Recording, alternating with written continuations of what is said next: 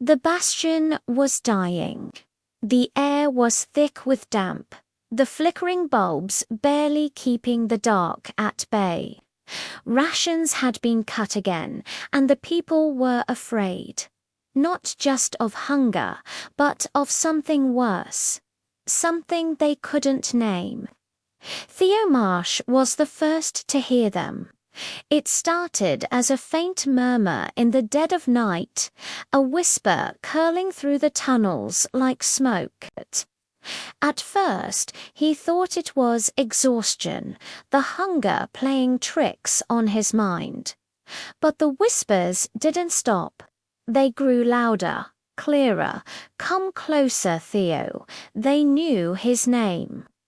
Mira Calder found him one night, standing at the far end of the tunnels, his fingers tracing the old carvings on the stone walls. "Theo," she whispered, pulling him back. "Don't listen. Whatever's whispering to you, it's not human," but the carvings pulsed beneath his touch, ancient symbols shifting in the dim light, almost breathing. A memory surfaced, something he had read in an old journal, buried deep in the bastion's archives.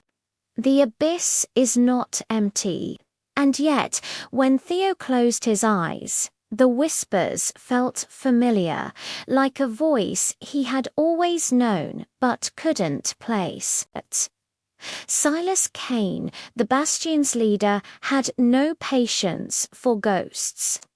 "Stay out of the lower tunnels," he barked when Mira told him about Theo.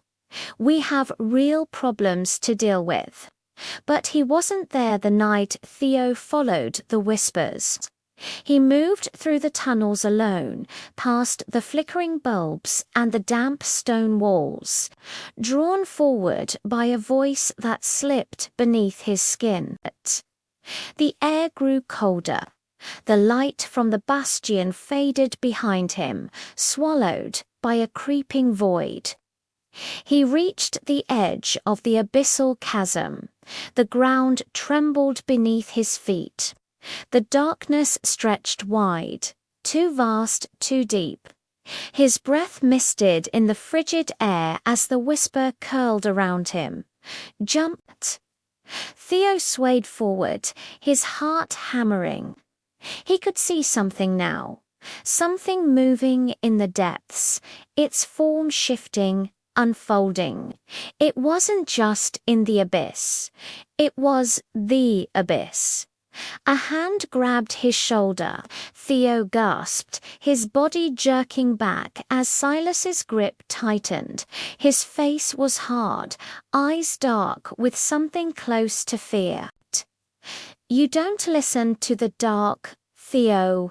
His voice was low, rough. "It doesn't care about you." The chasm moved.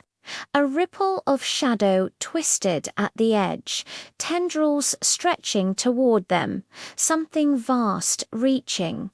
The whisper turned into a low, gurgling laugh. Silas didn't hesitate. He yanked Theo back, dragging him away from the abyss, his breath ragged. The whispers screamed. The tunnel lights flickered violently as they ran, shadows stretching unnaturally long. The stone groaned beneath them.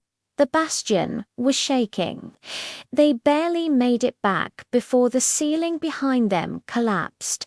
The others had gathered, their faces pale with confusion and fear. The dust settled in the silence. Then Theo whispered, barely more than breath, "It let us go." Silas turned to him sharply. What? Theo looked back at the sealed tunnel where the whispers had fallen silent, but the weight of the dark still pressed against his mind. "It wasn't calling me," he murmured, dread coiling tight in his chest. "It was waiting for me."